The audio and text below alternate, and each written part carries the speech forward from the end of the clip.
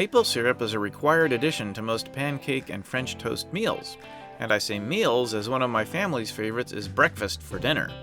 In this case, you'll learn the science behind how imitation maple syrup is made, like Mrs. Butterworth's or Log Cabin syrups. We'll start by exploring the science behind all the ingredients, including corn syrup, high fructose corn syrup, sugar, salt, flavors, cellulose gum, caramel colors, sodium benzoate, sorbic acid, and sodium hexametaphosphate. Some of those are familiar, others not so much. We'll take the mystery out of all of them as you learn some new edible knowledge. After you've learned about the ingredients, you'll learn the science behind how they're all put together.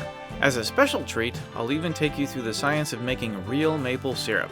And, of course, don't forget the blooper reel. Get ready for some sweet, mapley fun. Let's get started with this new edible knowledge you can eat.